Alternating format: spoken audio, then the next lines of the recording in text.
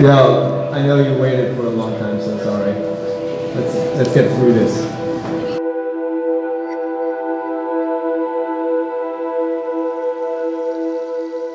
Est-ce qu'on est les bons coureurs pour mener à bout ce projet? J'ai découvert un autre monde de la course à pied. Moi, c'est l'aspect équipe et cohésion d'équipe qui m'a intéressé, quoi.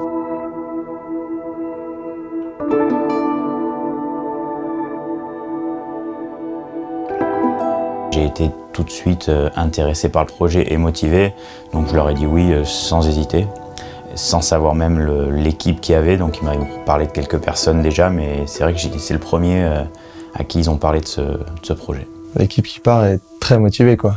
Jusqu'à poser des vacances pour aller souffrir dans le désert. On va courir de nuit et de jour. Donc on s'est dit, on est un peu en train de chasser le soleil en fait. De toujours être là, de le voir se coucher, de le voir se lever. Donc le nom est arrivé, les Sun Chasers.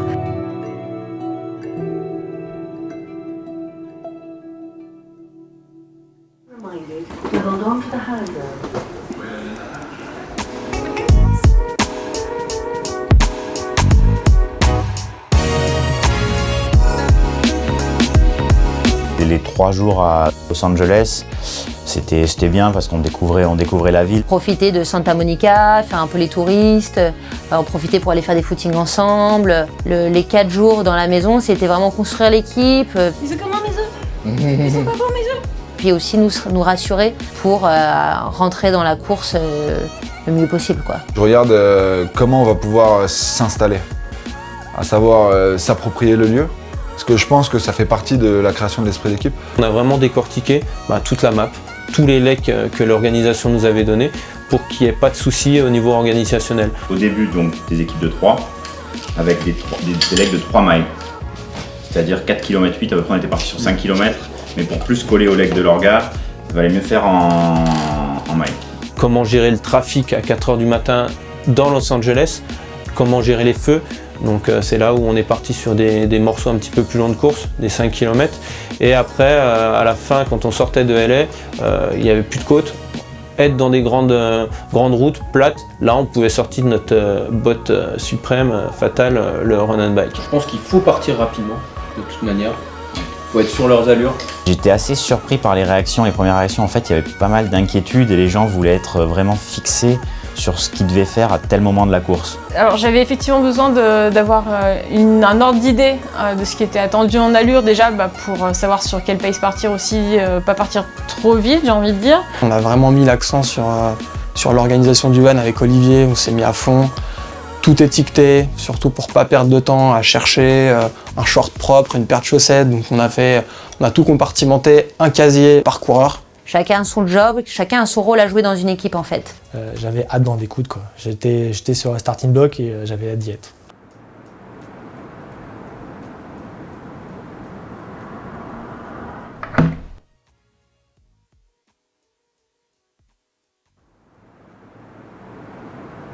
C'est vrai qu'il y a pas de l'appréhension, mais il y a une envie déjà. Si on est deux, j'essaie d'accélérer sur le dernier kilo, quoi. Moi, c'était l'envie de, ça y est, ça faisait 6 mois qu'on en parlait. Maintenant, on était à quelques minutes de courir, il fallait que ça arrive. Il fait frais, il y a du brouillard, on voit pas grand chose devant. Moi, je prends le van, j'ai jamais conduit un camion comme ça. Là, tout de suite, c'est un départ de course, quoi. Donc l'excitation, il y a du monde, ça bouge. C'est une ambiance un peu folle, complètement hors norme en fait, où voilà, on a des vannes de partout. C'est là aussi qu'on se rend compte de l'ampleur du projet dans lequel on a signé. On se dit waouh, enfin, en fait, de France, je pense qu'on se rendait pas compte.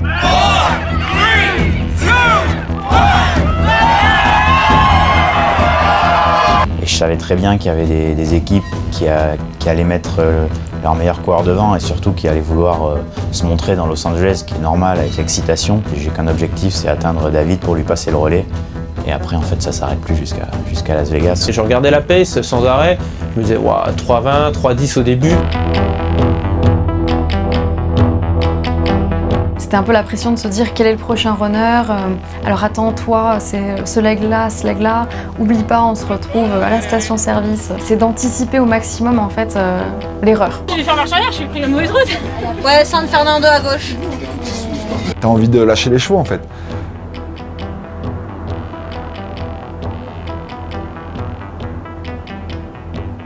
Premier suivre avec Nico, mon petit frère, c'est en fait, il vient me chercher plutôt sur le relais. Et ça, c'est vrai que j'apprécie. Alors, je suis sûre que c'était une décision ensemble que vous avez prise, parce que vous avez dû voir que je galérais. Mais une sorte de délivrance de voir Nico qui est plus tôt que prévu, ça fait plaisir. On sent que l'équipe est là, en fait. Donc tu pars fort et tu sais que t'es bien parce que t'as tellement d'adrénaline qui monte dans le corps que tu sens plus rien en fait.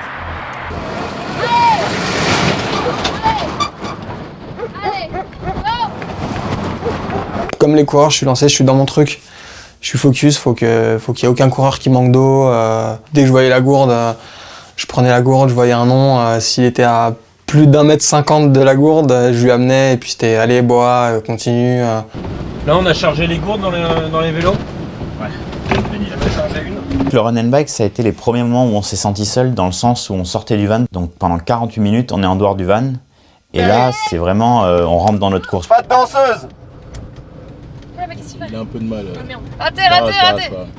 C'est là qu'on va faire un gros écart avec les Tracksmith. Avec Lucien, on s'aide énormément sur le vélo. On est très attentifs l'un à l'autre, mais on se dit un peu c'est facile. Finalement, Run and Bike, c'était archi ludique.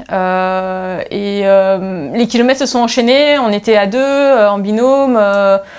Ça n'a pas été monotone. Je pense que c'était pas le bike and run en soi qui était compliqué, c'était de le faire aussi longtemps. Je pensais pas qu'on allait arriver en fait dans cette problématique si tôt. Parce qu'en fait, on était tellement bien juste avant ce leg-là. Tout le monde était encore plutôt en forme. Le run and bike s'était super bien passé. On savait que le 4x4 était le seul véhicule qui pouvait passer. Donc on dit, bon bah allez, on y va quand même en vélo, on teste. En fait, ça va pas se passer comme on pensait. Il y a Olivier qui nous suit sur les 500 premiers mètres pour voir si les fameux adjectifs du roadbook sont cohérents avec le terrain. Donc il y a marqué un peu de sable. Est-ce qu'un peu de sable, c'est on passe en vélo ou c'est est-ce qu'on va porter le vélo? Ça va, c'est un peu meuble, mais ça va. Pendant 1 kilomètre, ça va plutôt bien. On voit que c'est un petit peu dur, que le chemin était un petit peu sablonneux, mais ça passe. Du coup, on se retrouve avec un leg vraiment calvaire où on met pas loin d'1 heure pour faire 11 km, donc la moyenne chute. Une grosse crampe au quadrille, et là je lui dis désolé Nico, va falloir que tu me relais et que tu sois un petit peu plus sur vélo, à pousser, parce qu'on était dans le sable maintenant, donc le vélo on n'arrivait plus à être dessus, il fallait le pousser. Et là on voit Nico et Dave arriver et on se dit oh mince. Sur le vélo, quand il pédale, il a la tête rentrée, tu vois qu'il est au bout de sa vie. Il y a eu de l'inquiétude, ça c'est clair. Je pense qu'au fond de notre tête, on a chacun un doute. On pense déjà à la victoire ou non, enfin la réussite du challenge ou pas, mais on se regarde et on se dit non, il faut qu'on continue, on a une stratégie. Ok, donc en fait c'est là que la course commence vraiment et on se dit c'est là la difficulté. J'ai besoin de la lumière. Enfin, moi je suis toujours dans la même philosophie, c'est qu'on a une stratégie, on est ultra bien organisé et on s'attendait, on avait prévu qu'il y aurait ce genre de problème éventuel. Donc c'est simple, au final, tu tiens la stratégie. On tourne sur 4 personnes et on voit en fait au fur et à mesure. C'est vrai que sur ce coup-là, on peut vraiment féliciter tous les coéquipiers parce que je pense que ça a été difficile aussi dans leur tête de se dire bon bah on part pour des moments seuls. On a essayé de tourner vraiment au ressenti de chaque runner. Les legs qu'il devait faire, on va passer sur le run and bike. Donc là, ça commence à t'attaquer un peu sur le moral. Tu sais pas pour combien de temps ils sont out, donc tu sais pas combien de legs tu vas avoir en plus. J'étais vraiment épuisé à ce moment-là et il y a Benjamin qui s'est occupé de moi vraiment de manière formidable quoi. Mais j'y arrivais plus, j'avais plus rien, je pouvais juste plus avancer, plus rien, même plus trop réfléchir. Et je vois qu'il me regarde plus en face, donc qu'il est vraiment très très faible. Et là j'ai tout de suite tilté sous alimentation, petite potion magique, coca sans bulle, ça l'a réveillé en 2 minutes quoi. Tout de suite, ses yeux se sont rouverts, il s'est redressé. Et il m'a dit tout de suite, avec limite le sourire aux lèvres, putain, ça va mieux. J'avais Olivier avec moi sur mon leg de nuit, donc ça m'a rassuré d'avoir quelqu'un présent avec moi. J'aurais jamais dû y aller, voilà. Pas prêt quoi, pas prêt du tout. Au bout de 2-3 km, Charlie qui m'appelle en me disant bah non, on pourra pas te récupérer au 5e, faut que tu continues de courir. Je me retrouve à souffrir le martyre de la triple crampe de partout. On croise les doigts pour qu'il n'y en ait pas un autre qui vienne se succéder sur notre lit, le lit de la déchéance à un moment. Là, ça commence à sentir mauvais. On a tous les accompagnateurs qui sont out, parce qu'ils sont cramés. On a 2 coureurs dans le dur.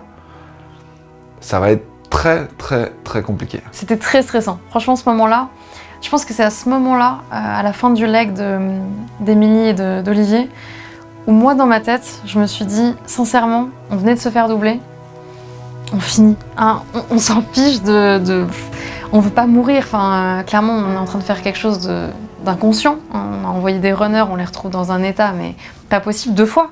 Charlie me dit, écoute, tu vas partir tout seul, t'as bossé le leg, tu devrais y arriver, il n'y a pas de problème. Au cas où, je te donne mon portable, tu verras, il y a la carte, t'as juste à la suivre. Charlie me donne le portable, 1% de batterie. Donc là, je sais que ça va être compliqué. 8e kilomètre, là, je vois une lumière qui apparaît 3 secondes, qui disparaît. Et là, je me dis, bon, bah, voilà, c'est bon, je l'ai en face, il faut que je continue. Donc, j'en remets une dose. La petite chasse que je me suis donnée a réussi à payer, parce qu'on a recollé un peu au Tracksmith. Et en fait, quand je rentre dans le van, ça a été ça, je pense, que j'ai essayé d'apporter aussi au groupe. C'est que je rentre dans le van et que j'essaie de donner un peu de cette énergie au groupe. Et je dis, bah, je l'ai tenu, je me suis régalé. Voilà, j'utilise ce mot, je me suis régalé. Je partais vraiment dans un état d'esprit pour aller tout arracher. J'arrive, je suis au bout de ma vie. Ces legs de nuit, il fallait juste les passer, quelle que soit l'allure. Au dernier écart, on était à 8-9 minutes. Et sur ce genre de course, 8-9 minutes, ça a l'air de rien. Mais pour revenir dessus, il faut espérer soit qu'il craque, ou alors de nous vraiment être à 20-25 secondes au kilo plus rapide qu'eux pour pouvoir revenir. Et ça, c'est super dur. J'étais pas lucide, je courais comme un robot, un peu désarticulé, mais juste, fallait que la machine elle se remette en route et à un moment, il fallait y aller. On se retrouve avec David et moi à faire des relais à 2. Et donc, on était parti sur des 0,5 ou 0,6. Et à chaque fois qu'on revenait, au début, on disait rien et puis très vite, on s'est dit, c'est trop long. Vraiment, on est en train de s'épuiser, c'est trop long. Et on a diminué, 0,4. Mais le gros problème, c'était que si on diminuait trop, jamais on remonterait. Je vois Émilie qui commence à être crevée en fait. Et du coup là, ça me frappe en fait que en gros, bah, c'est soit moi je dors comme une grosse feignasse égoïste, bah, soit en fait c'est à ma coéquipière de prendre le relais, qui a le droit à sa pause en fait. Alors la remontée, elle a duré 6-7 heures, mais on est revenu sur eux. Juste grâce à cette stratégie et grâce à l'implication de tout le monde. Je redeviens lucide à pouvoir conduire, à pouvoir shooter, à pouvoir faire tout ça. On sent que l'émulation vient avec le soleil en fait. Bah, la motivation revient, les paces redeviennent un petit peu plus rapides, on est autour de 3,30 au kilo. Au petit matin, tu as une sorte de nouvelle fraîcheur en fait, grâce aux lumières, ouais, même ton corps qui se relance en fait pour la nouvelle journée. Il a presque effacé le manque de sommeil. Je me réveille et là j'entends, ils sont là, ils sont devant. Je tire le rideau, je regarde devant, au loin on voit des warnings, et puis là je me dis putain, c'est pas fini. Donc est-ce qu'on fait l'effort avant pour après gérer un petit peu dans la côte, ou alors au contraire, est-ce qu'on gère avant la côte pour mettre l'effort dans cette côte justement? Donc la chasse à l'homme. On passe sur un autre mode. Il y a déjà toute l'agitation dans le van. Vu qu'on les voyait, dans le van il y avait une excitation énorme. Là on est tous sur le pont, tous aux aguets, qu'est-ce qu'on fait, comment est-ce qu'on va continuer, on passe devant, on passe pas devant. Il n'y avait qu'une seule chose à faire, c'était poursuivre la stratégie. Et si on était revenu sur eux, on allait les lâcher tout simplement. Tu peux pas leur dire arrêtez de courir aussi vite. Accélérer, freiner, toujours au bon moment, faire sortir le coureur au bon moment, lui gueuler dessus. Ah, tu peux y aller, c'est bon. Porte, attention, je freine. On avait tous la rage de vaincre en fait à ce moment-là, donc c'est pas possible de ralentir. Moi, mon principe, c'était quand je sors, je mets full gaz. J'intervertis avec Émilie pour passer juste après Nico pour qu'on fasse un gros trou. Et on attaquait très très fort dans la côte. Et on voyait que leurs allures diminuaient. Bon bah là sur le coup on était beaucoup plus fort que je pense. Si déjà ils n'arrivent plus à me rattraper, c'est que c'est bon quoi. On a gagné parce que vu que je suis la plus faible, c'était moi qui rattrapais. Pour moi c'est là où j'ai vraiment vu la bataille pas gagnée, mais en tout cas les Sunchasers prendre le dessus clairement. Et maintenant on voit la ligne d'arrivée. Parce que voir Vegas c'est voir la ligne d'arrivée en fait. Redonner un élan dans la descente en run and bike, quelque chose qu'on maîtrisait bien avec Nico. Et du coup on part là-dessus. Dave se fait l'ischio, une lésion de l'ischio, donc là on sait tout de suite qu'il pourra pas repartir. Flo c'était un autre problème, surmenage du genou, vraiment c'était très compliqué pour moi, j'ai dû refaire mes bandes 3 fois. La fatigue nerveuse qui tape encore plus au bord des larmes avec ce strap, vraiment il m'en a fait voir de toutes les couleurs. On sent plus la fatigue, c'est juste la détermination qui prend le dessus quoi. Là on donne.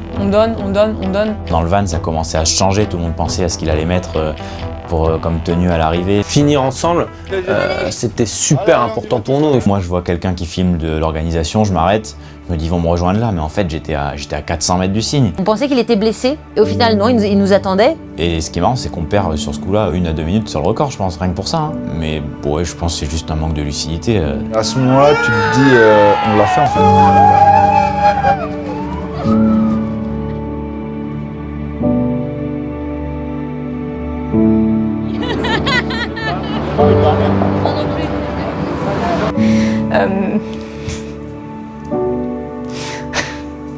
Je pense que les gens se rendent pas compte à quel point la course est difficile.